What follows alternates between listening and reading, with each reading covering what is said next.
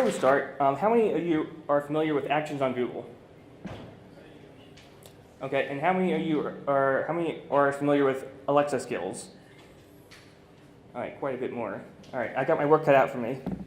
All right, so this is building conversational experiences with actions on Google, basically a 101 for the platform, and I'm talking about what it is and why I might be interested in it. Now, I've given this talk at a couple of different events over the past couple months. I know this is very Android focused, so I'm going to try to gear the information in this session towards Android developers. But, of course, it's very much open to anyone who's interested in the platform in general. So to start out with, you might be wondering, who am I? Well, that's me. Okay, I work at Google in developer relations on actions on Google, smart home, and basically everything else that's IoT.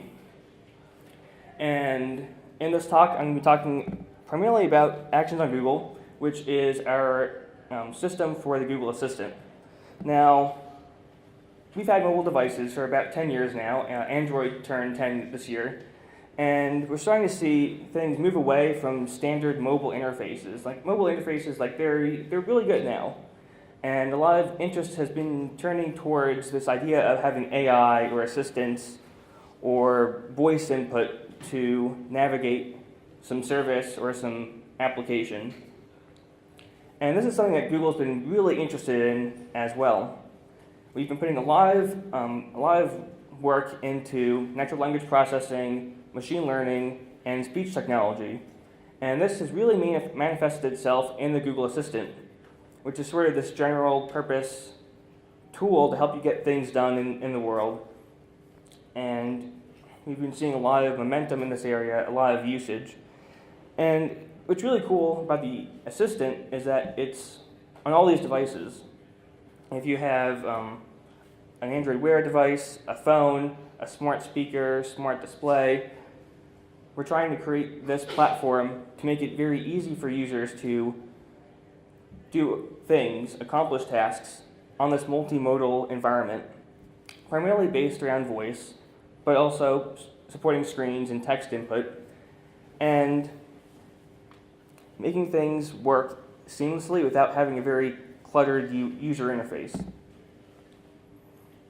We also have a lot of languages already supported, and we're continuing to roll out more languages, and this is all really cool. I can talk to you about numbers for days, but you're here, you're all developers. Why do you care about this platform? What platform are you doing? So let's talk about a couple of different components in this ecosystem. We have the Google Assistant, and this is basically our virtual assistant, and users talk to it, they ask questions, give it commands, and things happen. Now, what you're interested in is actions on Google. And this is sort of the name for our platform, which lets developers like you extend the Google Assistant, adding new functionality, new types of voice commands, etc. And services are also a key component of this ecosystem. And these are the devices that the Assistant runs on. And all the devices that the Assistant runs on, your actions run on those as well. So you can think of these basically as building applications or software that runs on Google Homes, smart displays, as well as on Android and iOS devices. Actions on Google. There it is. So, how does this work? Back in May, we were hosting Google I/O, massive developer conference, and we wanted to make sure that attendees could figure out where things were, where events were, where the bathrooms were, what lunch was, all these things, and we had a mobile app. And the mobile app's really cool because you get to have this nice screen experience, you get to navigate through all these different sessions, but it can also be very difficult to find out things very quickly because you have to navigate this complicated graphic user interface. And we built this action to help developers throughout the event. And it's a lot easier to figure out things because you can ask it in natural language and it'll give you an answer immediately without you having to search for it in the UI. And the invocation system is rather straightforward. We just said, hey, talk to Google I/O. And when that happens, the Google Assistant is able to process that speech, turn it into text, process the text, and invoke our I/O action. And you can see the I/O action is basically a cloud function or just any web server that we can post data to. And then it's going to say, hey, here's Google I/O. The action will start and say, hey, what do you want to do? Or welcome back, or anything else. The user says, oh, I want to learn more about Assistant. And then we're going to turn that speech into text, process it in our code, in your code, on your server. It's going to ping a database, get some database information, and say, here's some information about Assistant or action on Google. And this works very well. People used it a lot during the event. And if you notice, it's very conversational. It starts out by asking you a question. Hey, what do you want to do? What do you want to know? And then you say, I want to learn about something. And it's going to say, okay, here's something that you might want to learn about. And keep conversation in mind throughout this talk, because it's kind of a key differentiator in the way you develop software. Now let's take a little closer look at the thing that the user said. I'm interested in learning a lot more about Assistant. And the key word in this is Assistant, because that's the thing that the user is asking for. Now, how do you process this text? You might write a regular expression. You might do, if string includes this keyword. You can do a lot of things. But with natural language processing, it starts to become very convoluted. You don't want to write regex to do a lot of processing, especially as your actions become more complicated. What we've done is create this tool. Well, we purchased the tool called Dialogflow. Dialogflow does really two key things, it works really well in intent matching and entity extraction. And I'll show you a little bit how it works. So here's the interface, and you can see we've got up at the top something called the intent name. A little further down we have some training phrases, and then we have some actions and parameters. And basically, Dialogflow will act as an intermediary between the assistant and your server. So when I say I'd like to learn more about Assistant, before it sends that text to your server, it's going to go through Dialogflow, and it's going to extract the intent, which might be learning more about something, and it's going to do entity extraction, finding keywords like Assistant, and then your server is going to get this very nice JSON request, which is very structured. It gives you the exact information you need to read from your database, produce a result, and give it back to the user. Now, that's basically a high-level overview of how it works, but I think you're more interested in your users. As a mobile developer, how do you get your users to start using actions, and how you might want to build an action to complement your Android application? Now, the system is designed for voice, but it's not exclusive to voice. So we have audio output devices, but we also have screen outputs, and those can include things like a laptop or a smart display or your phone. And having screen capabilities means that you don't have to necessarily converse exclusively with speech. You can also include visual components, such as suggestion chips, cards, carousels, lists, many other things. If you are interested in getting a little more information about the user as they're using it, you might want to personalize their location, for example. We have this permission system. So if I said, hey, recommend me a local bookstore, the action will first request permission to use your location. And if you say yes, then the action is able to do that. Also, if you have some sort of server that you're communicating to within your application, you might be using some sort of login system. You can also extend that login system to the assistant, which supports standard OAuth linking as well as Google sign-in. So from your application, you might want to have a setting that controls your action.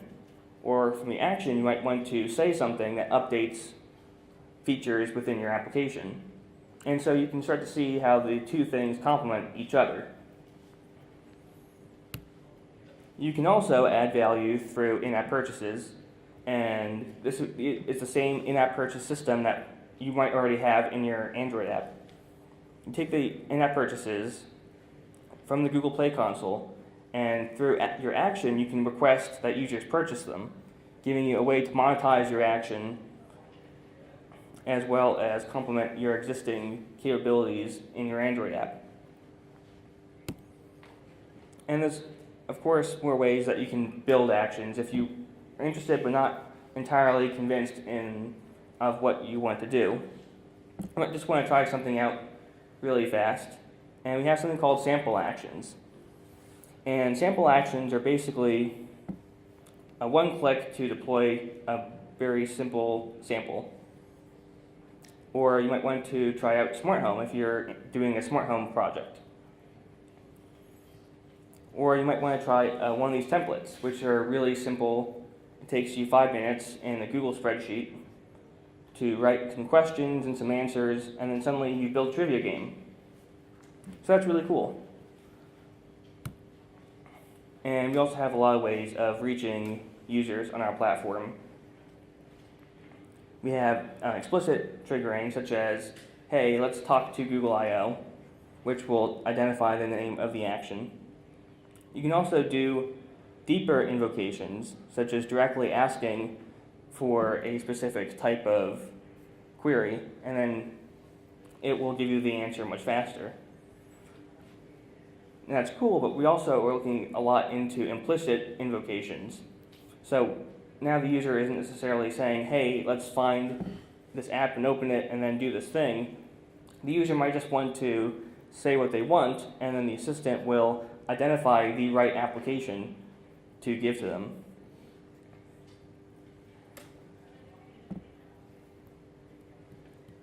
Okay. We also support action links, which are a way of directly opening actions through a URL.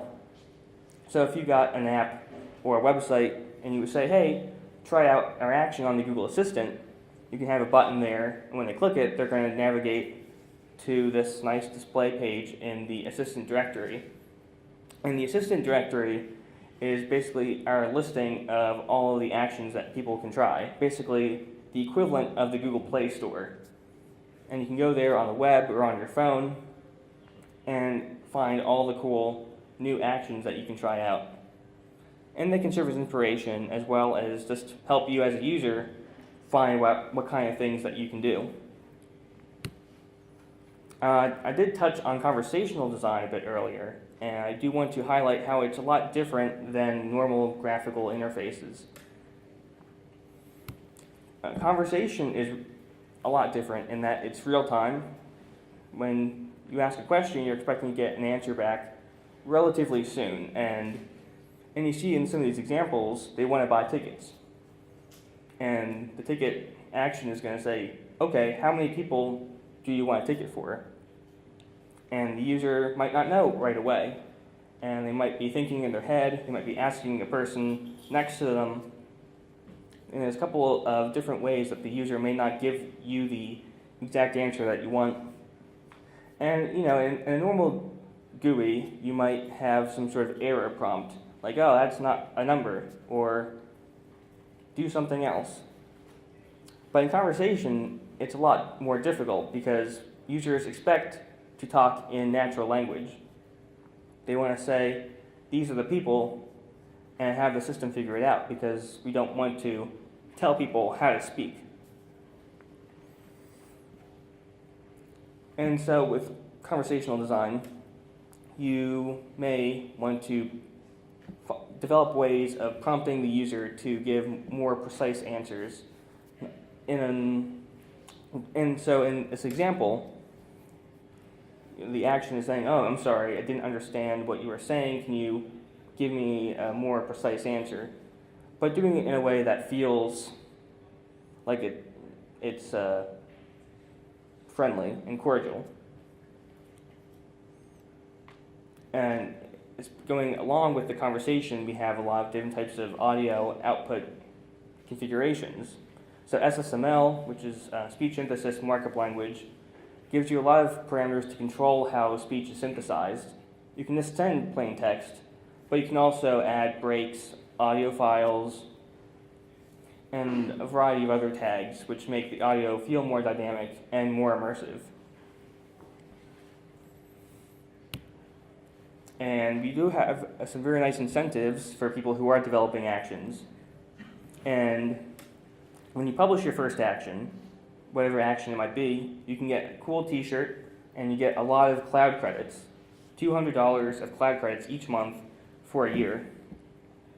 And we're adding additional incentives for people who get more traction in their action, higher engagement, more language support, etc. This is the last slide I have here. I'm going to go into more of a detailed overview soon, but if you want to take pictures, this is probably the slide you want to take a picture of because it's got a bunch of links on it. So I'll give everyone a second to do that.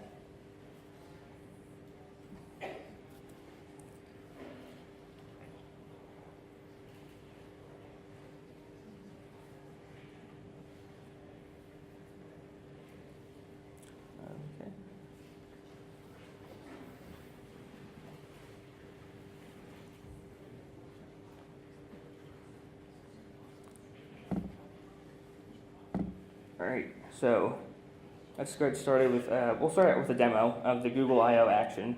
We touched on it a bit earlier, and it's very simple to get started. We can say talk to Google I/O. This is on a Pixelbook, but if you have a phone or you have a Google Home, you can do the same thing. So you see it says, hey, welcome to Google I/O, and it says hi again because I've done this a couple times. And so a nice part of conversational design is to welcome users back. And it says, oh, well, I/O is over, but let's say I want to learn more about Assistant. And here we see we're typing things in. We can speak to it as well. Okay, so it brings back a list, and this list shows a bunch of different talks that I might be interested in. And I'll click on the first one. And it's going to go ahead and look that up in the database and come back with a description and a link. And we click on the link and we're going to go launch into the YouTube video. So I hope this gives you a really quick idea of how you might have an app and you might have this action that complements your app in certain environments. Now let's go ahead and actually get started with building an action. We can go to actions.google.com. This is the landing page for everything related to actions, including documentation, more about the community program, and the actions console. And this is the beginning of where you would start building an action.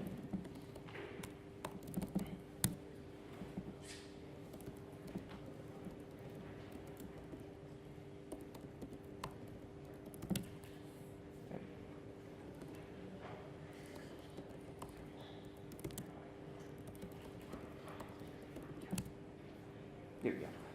Okay, so the Actions console, as you see, it's got all the projects here, and we're just going to go ahead and create a new project. And we're going to call this AndroidTO. Great. And this is going to start creating a project. This is a Google Cloud project.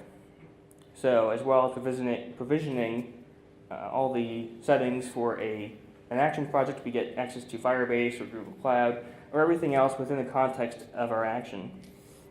And you see a lot of different categories here, things like the templates I mentioned before, device registration, smart home. Let's go ahead and build something a little more custom.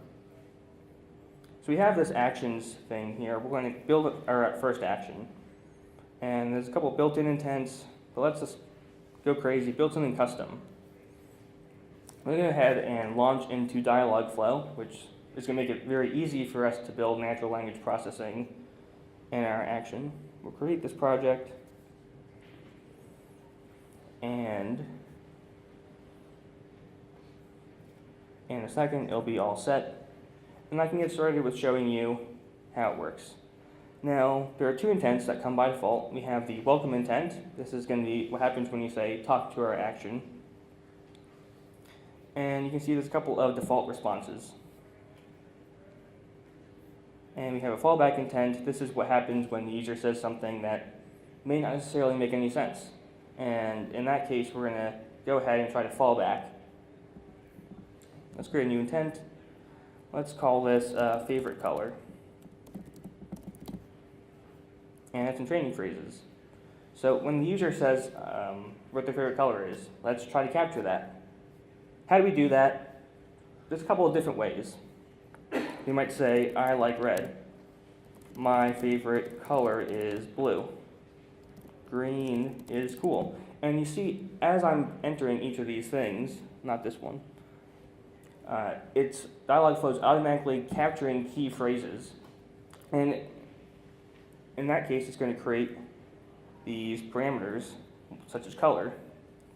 Now, it didn't capture the last one for whatever reason, but you can still go ahead and highlight these later on, select them, and say that this is a parameter. And we put a couple of them in, 3. Can you think of another way? Probably. And so what's really cool with Dialogflow, it's going to use machine learning to automatically expand the training phrases so that when the user says something that's very similar but not exact, it's still going to be able to identify that the user is intending to talk about their favorite color and that they're providing the favorite color. Now we can add a response, and this can be something simpler, very simple, like I like color too. And later on, we can enable fulfillment, and this is when we start sending post requests to your backend. And you can turn it on a per intent basis. So this might be very simple, but if you want something more complicated, you can turn on fulfillment.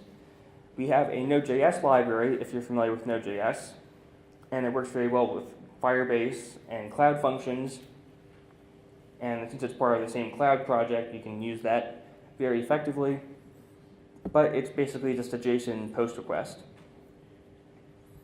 let's go ahead and save this and make sure that our assistant integration is set up.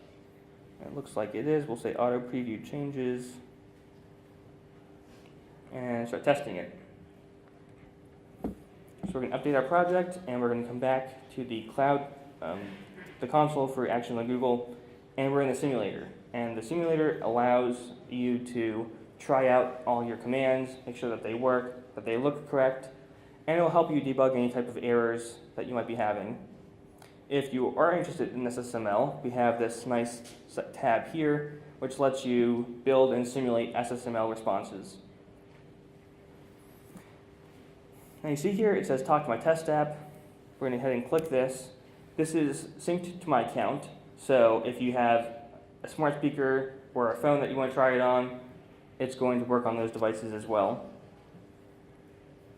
So you can see here, it gives me the response. The welcome intent is sent here. I can say something like, I love red, like my shirt. And it's going to say, I like red too. There you go. Now let's see how fast I can get the fulfillment set up. Let's go back to our intent, favorite color, and enable fulfillment so that we start getting requests to a server. Because that's really where all the excitement is, getting things to your server, connecting to a database or some other system. We can just do it here, enter a URL, but we want to make this really fast, so let's actually just do this inline editor.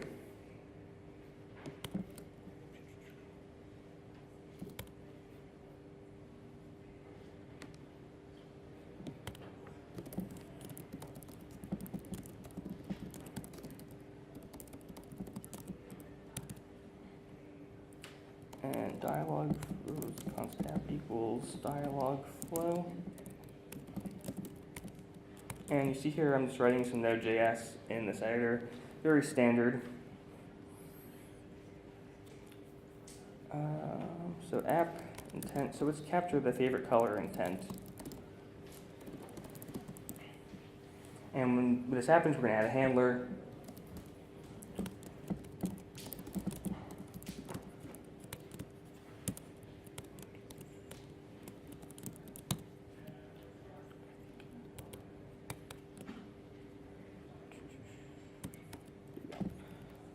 And we can go ahead and respond here.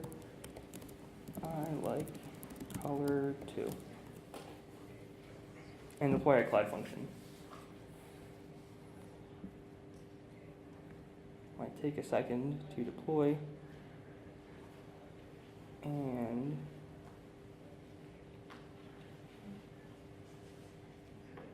once it's ready, we can go back to our project and see the same result.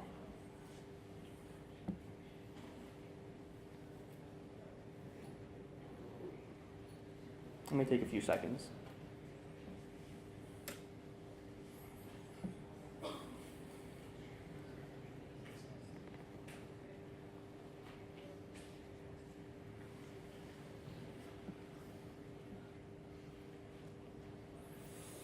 And of course, this is not necessarily exclusive to Node.js. If you have your backend written in Java or Python, as long as you're able to handle the incoming requests and you know that the responsive JSON to send back, it'll work just as well as this will work. The syntax might not be as clean because we have this very developer-friendly library, but if you do go to actions.google.com, you will find all the documentation as well as the JSON responses that you would have to send back.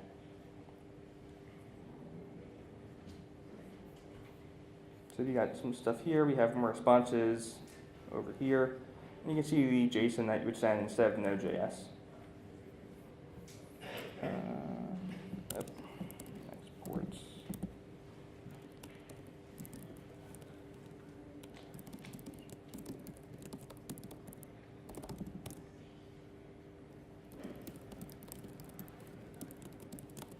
I think that's the right syntax.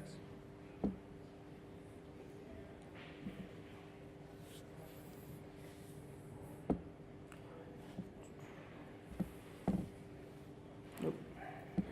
What is the right syntax? And so if you're looking for help in how to build one of these things, you can check out, for example, our samples page. And we have a lot of samples on our GitHub profile. That might be interested in taking a look at how we might, for example, write a cloud function. And you see it's just as easy as copying some code and pasting it in.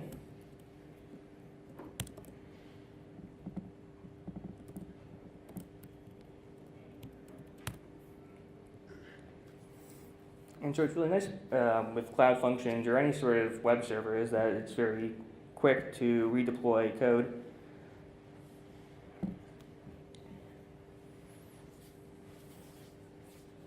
And so, after a few seconds, we will try our cloud function again, and we'll see the result.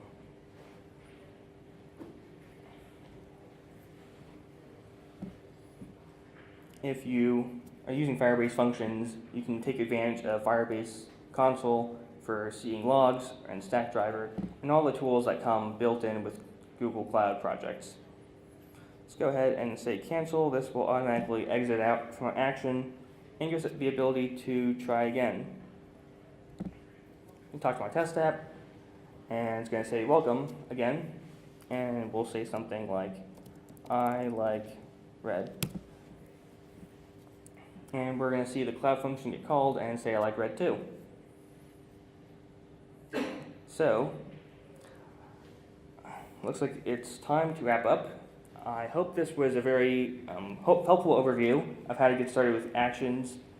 And since you're primarily Android developers, I hope this also helped inspire you on how to complement your Android app with this additional feature, and hopefully complement the two in a way that brings a lot of value for your users. Thank you.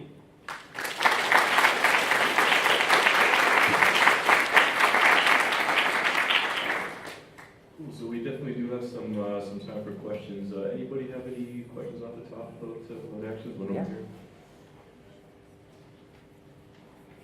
Hi, you have a great talk here. So I have a question, like, is it possible in future, like Google would be implementing something for app developers to integrate something like, okay Google, let's do something from this app, and it sends the intent back to app and we can do something there. I think that's easy to like that. Right, so we don't have a functionality that's like that, but if you are interested in adding voice into your application, Dialogflow does serve as a nice general purpose system for doing something like that, and there is a programmatic API that you're able to call from wherever to send text or voice data and get back those types of responses. Well, thanks. Any other questions? One here in the front.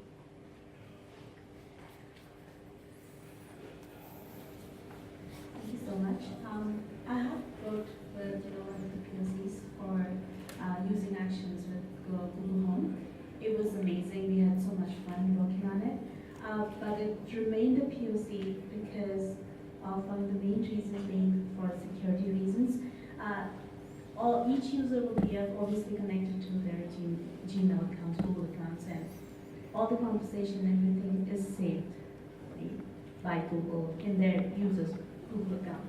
Is it possible, or is Google working on the fact that it can give kind of a permission-based thing, that whether the user wants to save all these conversations or not?